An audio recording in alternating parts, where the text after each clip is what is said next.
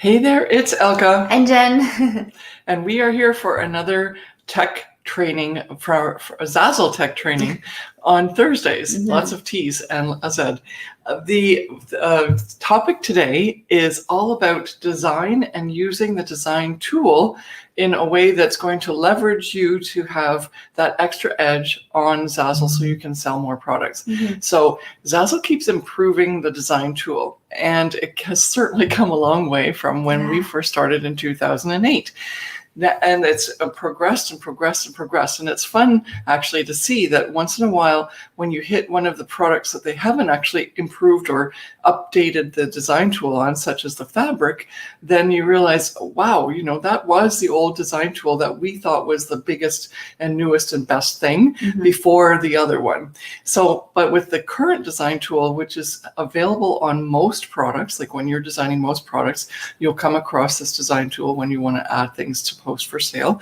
And they've added so many cool features, one of which we're going to talk about today, which is called masking. And it's so brand new. We want to make sure that you get the edge to get in on it as soon as possible so that you can also make really cool designs using this feature. The Zazzle, well, first of all, the masking tool is a tool where you basically put a shape over top of another image, and I'm going to be showing you how to use it in sort of a template form with an actual photograph to create a shape around the photograph so you can have a really cool circle or square over top of your photograph template, so that when a customer comes in and changes your photograph for their own, then it creates the shape. What we've previously done and shown our students is to add a circle without the fill of the color on the outside and sort of add it to the edge and blow it out as big as possible so that the edges are covered, so that when your photograph or your template gets changed,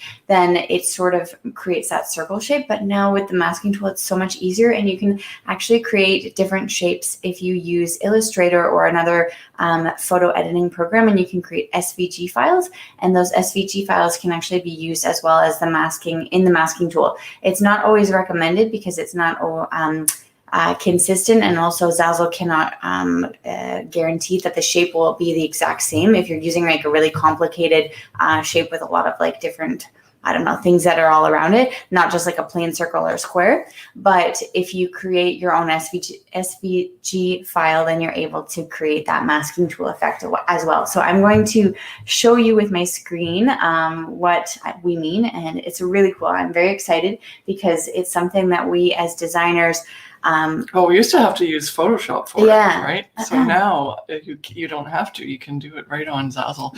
As long as you have either an SVG file or just even the simple things like Jen said with the circle. That's now so much easier because you can use the shape tools that Zazzle has on the design menu or as a design tool, as one of the menu options, because you can add shapes, and then you can use this masking tool, and combined it just creates so many cool effects. And Jen's gonna be the person that's going to show you that today. So yeah, we're very excited. It's awesome because it just takes away something that we used to have to do, and uploading more files. And for any of you that don't have like a subscription to Photoshop or some sort of other graphics design program, this just opens the doors for you to do so many more complex designs that you weren't able to do before. For free, because it's all on the design tool. So we are on Zazzle.com. Make sure you're always logged in. That's one tip that I really like to tell all of our students and everybody in our community, because sometimes a woman just actually emailed us yesterday saying, I created an amazing design and I wasn't logged in. How do I change it and how do I add it to my store now? So always make sure that you see your little profile picture here. So what we're going to do is click on the create your own. And I clicked on, let's do this. We'll just do a greeting card. So that you can see the shape here. But what we're going to do is create your own. You can use this on any product on Zazzle, and it's really easy. But I like especially for greeting cards and things that, especially for holidays and coming up now, this is a really cool effect for you to use. I can see this even being used as if, if you have like the word joy and you want to create an O circle to put in your photograph, you could easily do that.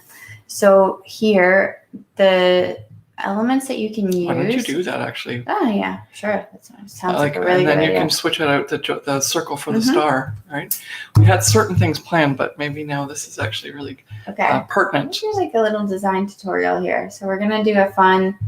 Oh, and I'll get you your power cord. Okay, so yeah, here, this is really cool. Not only can you use it as like a template just for a picture and creating a shape on top of the photo, but you can actually incorporate it into your design and make a really cool design here. Let's see, I want to choose a specific font, and it's coming up soon. Okay, here we go. Awesome.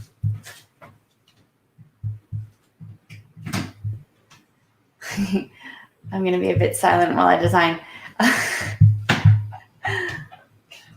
There we go. Just making it bigger. If you have not started designing your holiday designs yet, then please start doing so, because December, although it seems like it's not in like our midst, it's very, very soon. And recently Zazzle did, I'm sorry, I'm taking very long. Recently Zazzle did a... Just put it across. What? Yeah. Give me a moment. Yeah. I just wanted to make it bigger. There we go. Okay. Recently, Zazzle put out a post saying that there's 100 days until Christmas, which is crazy. Yes, it's not. It was like, oh no. Yeah, we recommend that you do designs for upcoming season 2 to 3 months ahead. But because of coronavirus, there's a lot of things that are going on. With people shopping at irregular times than what was normally predicted in the past, right? Yeah. And so the fact that Christmas is coming up, and it's one of the times where we can all celebrate the end of the year and thank God it's over, and also maybe just something where we can celebrate where everything else has been canceled all year. We're finding that lots of customers are already purchasing Christmas items. So if you haven't done that already, please do so. Yeah. And now I want to make sure Jen tells you what she just did so that you can follow along. So you didn't put a letter in where the O was going. No, I was going to explain right? that. So yeah, okay. So I'm going to... Okay, so I'm going to hide this picture. So I've got my text, and we decided not to create the word joy. Previously, I was just going to do a circle and show you how to use the masking effect, but I really like this. This is really cool. Yeah. So this is our design. Don't copy it. It's just, you make your own, okay? Because that's one of the things that people forget, that this is actually everyone's designs on Zazzle are their own and copyrighted designs. Okay. Yeah. So I've added now the circle oval shape, and you don't have to worry about changing the fill colors. If you want to change the colors, then you can definitely do so, but just add the shape, and you can add either, don't use the icons, because those icons cannot be sold as a Zazzle product. They are only for the customers. But if you wanted to, in a different design, use a square or a triangle, you can do the same effect with those other shapes. But in this one, particularly, we're going to be using the circle. Even a line, I guess, right? Yeah. Like make it thick, and then you have it, yeah. Mm-hmm. So now I've added my photo, and I'm going to be using this as a template. So you want to make sure that you create this as a template before you add it to the masking, like group it at the masking, because I made that mistake myself actually before, and I didn't understand why I couldn't create the template after I actually created the mask. So if you want to use this as a template, then make sure that you go down here on the side first and you say make this object a template, and you always want to make sure that you're using the fill option, not any of the others. And then so now that's fine and everything is good, because if you create the mask or you add the masking effect after or before you create the template, you're not going to be able to do so. And what about cropping? Do you want to just, because you're going to take about a square option, right? We can do that, and we can use the crop tool on the side. Because we want to make it fit into the O, right? Mm-hmm. And easily so that... Yeah. So then now I'm going to, what you can do is you can either put the O on top or underneath first. Just to adjust it, right? To adjust the size, to make sure that it's sort of around the right size that we want. Because basically what's going to happen is you're going to have the circle shape be the shape of the photo. So if your photo is the entire size of your product, then it's not going to work so well because the mask is literally going to create that circle shape on top of the photo. So here we've got pretty well a good... Yeah, and don't make your photo smaller than the shape, because otherwise it'll cut it off and it won't, the shape won't completely be the shape. Yeah. It'll be whatever size the photo is. Yeah. So I've got it to be right basically on the edge of the circle, which I think is really good. Now for the masking effect, you do want to have the circle on top of your photo, and here in the layers. Yeah, in the layers. And then what you're going to do is you're going to select both. What I did really quickly is I selected one layer and I clicked the shift button on my keyboard, and then I clicked the other one on the Mac. I'm if pretty you're sure doing it's it on the PC, I then think you it's know probably, how to... I think it's probably the same. Shift is pretty universal. So after that, after you have both of them selected, then you're going to see that like this here is actually faded out until you click on both of them, and it becomes... And then that's just on the top there on one of the options. Just, yeah, because just in case people don't see where your little mouse is. Yeah, there's the masking tool where your tile and your grouping, like all of the other things that you usually use for like not editing your layer specifically with text and fonts and things and the size. This is where you have your undo button and your align and usually your tile button too. So here you can see that mask has now been available for us to click, and we're just going to click that button. And then all of a sudden you can see that my photo has now become part of the circle, and like it's created a circle shape, which is really, really cool. And here on your left-hand side, you're going to see that it's a group now. So both of those layers have been put together, and it's basically taken the circle and it's like put it on top and created, as it said, a mask on top of the photo. And so here we can still change the size if we wanted to make it bigger or rotate it. But you can't really edit too many of, like, you can't create a filter, you can't do the template, you can't do anything else with the photo or the shape individually. So if you ever want to change something, or for example, you forgot to create it as a template before, you can always just click on this and then you say unmask, and it'll create those two layers again and it'll separate them. And then you're going to be able to manipulate the photo and the shape individually afterwards. So here we're going to create the mask. And I like the fact that you can do, like when you said make it bigger and stuff, that was both the shapes together. So once you've done the work of masking it, then you can actually manipulate that shape together and make it bigger. Like, I'm just repeating what Jen said, but it's a possibility that you couldn't do together as a group before. You had to adjust everything separately. So once you've got the positioning of where you want your photo with regards to where the circle is or what other shape you're doing, then you can start to play around with it as a design element on your actual design area. Yeah. And so now when we finish the photo, it's a little bit, it looks a little bit funny actually. Well, not funny, but because I used a photo that has a white background, you don't actually see the whole circle shape. But so if that's you actually use a good thing for people to remember. Yeah. And actually, can they still, what you can do though is you can still put another shape on the layer so that there is a circle that gives them an outline. Well, we could do that, or we could change the background color. So, yeah. Right. So if we wanted to add a background color here and we wanted to make it a, let's say, I'm going to make it a green, right? Now you can see that it's changed, and we can change the text to be white to make it a little bit more festive. And so then that looks really cool, right? Or as what you were saying is that you create another shape on top, and we take out the fill color. Yeah. And if you wanted to, you can either make it so that it's double the circle from the previous one and then just increase the shape a little bit, or you play around with it and just adjust it manually like Jen's going to do. Yeah, well, we could do that where we create that's actually fun too. But the whole idea is to make the circle for what the mask is look more effective. Yeah. Well, you can take another shape and you can put it over top and then just make sure that you have it like this, or what you were saying. But the thing is that that's okay. What you were saying is that you have to actually unmask it, create another shape, and copy it. So you'd have to do that we've first. We've got that here, and then so I'm going to change my oval, and I'm going to actually make it. Let's see, red. We want to do just a red to be color. Totally. No, it doesn't look good. Well, I'm going to do this.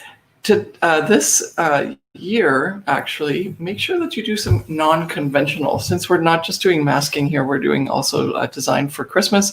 Make sure that this year there's a bit of an unconventional design that you're providing, because I think people are looking for something different. And even Zazzle said that. They posted in the forum saying, give us some different things, because people are kind of in a different mood this year. It's not a true Christmas, there's so much that has been happening over the course of the year that people are dealing with, and then they just want to express that when they are sending out their Christmas cards, like, we've made it, or let's do a do-over, or something like that. So make sure that you have some fun with those Christmas cards this year, and also not always just the traditional Christmas colors like red and green, like what Jen just did.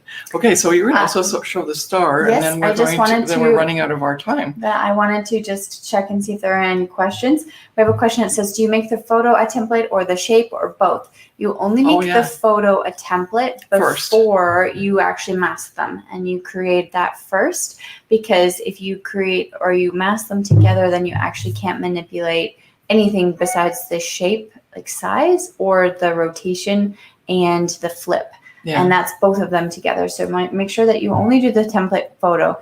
Don't make the shape a template. Yeah, and if you did that, I mean, you could.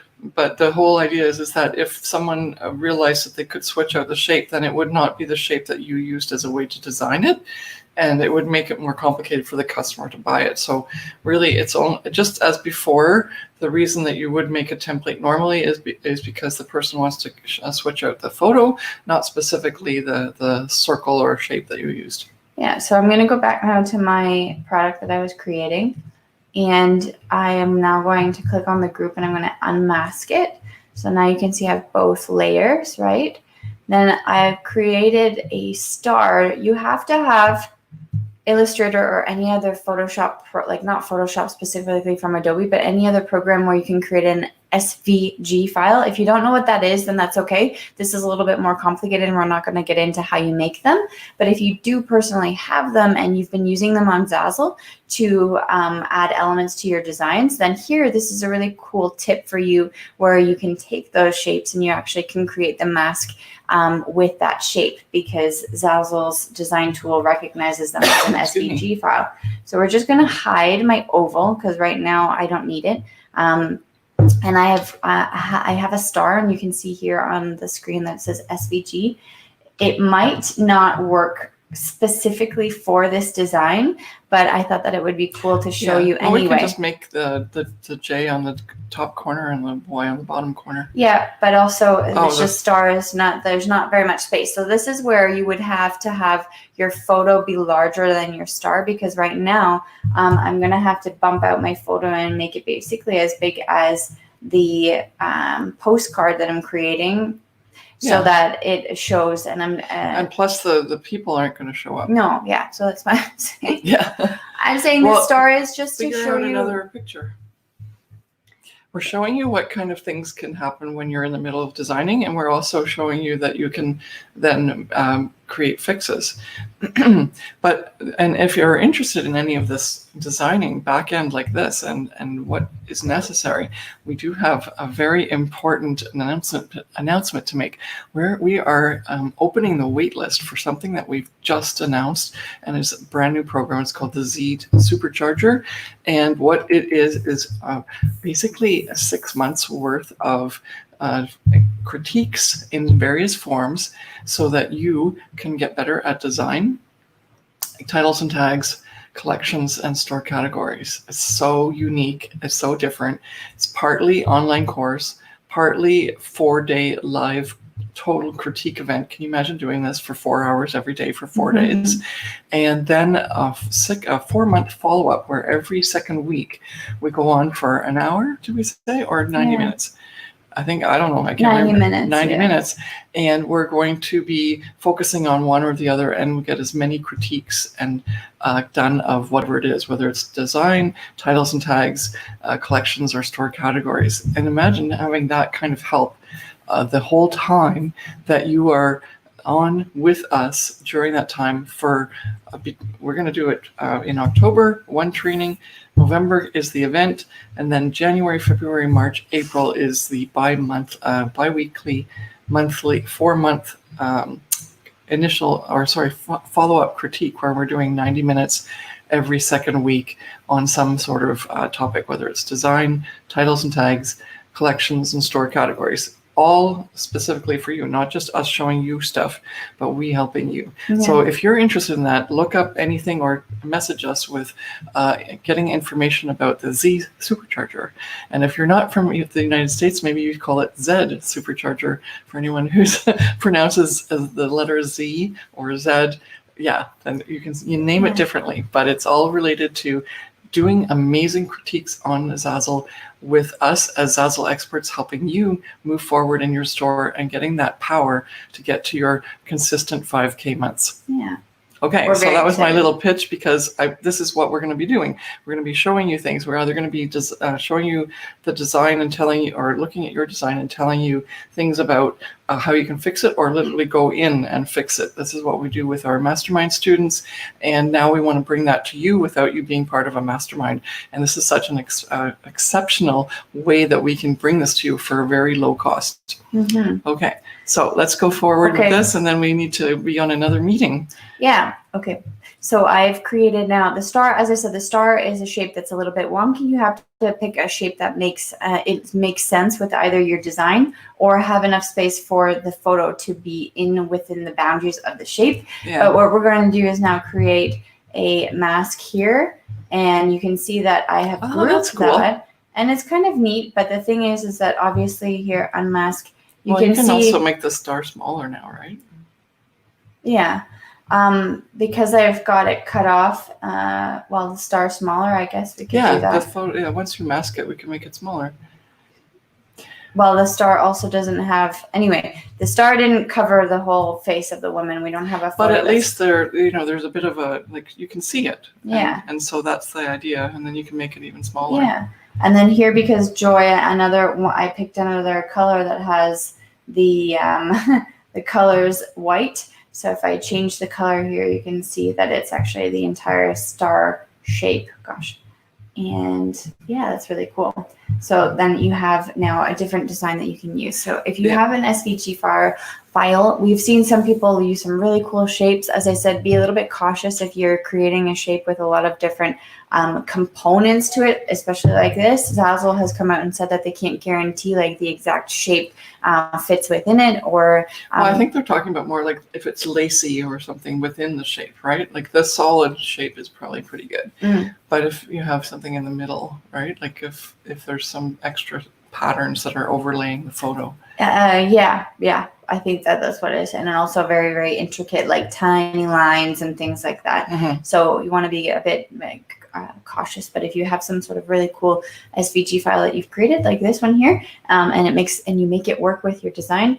If you are just a designer who uses just the design tool, then you can use all the shapes that Zazzle offers, which are the square, triangle, and the circle. And you can also use the line. However, the line obviously is very tiny and thin, but if you created a wider line, or if you wanted that long rectangle shape, then you can use that as well.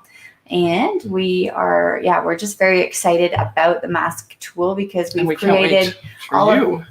Sorry, I'm so excited. I'm interrupting Jen. We're just extremely excited because we, as Zazzle designers and as Photoshop users, we've created all of these really cool things and effects in Photoshop, and now you can do them in Zazzle, which is really awesome. So you don't have to have any experience. You can just do that with the mask tool, and you can create that. But the one tip that I want to make sure that you remember is to create the template before you do the mask, because if you don't do that, then you might get confused on why you're not able to create the template afterwards if they're masked together. We have one question here. Let's see. I have, lots of things. Masking tool. Well, Team Clark says masking tool works best with non-complex shapes, and some of Zazzle icons or SVGs you upload will not work well, and inside portions of the icon may show as transparent. Generally speaking, a shape with contiguous fill areas will work best. Awesome. Yes. Thank you. Yes, exactly. And that's what we just said. Yeah. Mm-hmm. Let's see. I think they answered the question that we had here. And will you be showing an example of how to edit the photo within the circle if it's cutting off the customer, if they're changing the photo? I guess that's one thing you have to make sure when you create the template, you want to make sure that the photo is all the way to the edge, and then also that you click the fill button on the template so that they don't have any other option, because sometimes when you don't click that fill button and you click the fit, for example, it actually fits within the space, so then you would have the cut off areas if their image wasn't the exact same size as yours. So make sure you create the template with fill. And then and if you missed that, we did show you that, because that's, we said, we'll always do the fill so it fits in the proper shape, right? Yeah. Okay, perfect. Well, thank you very much for watching our tech training, and we will see you next week, and have a really great day. Bye.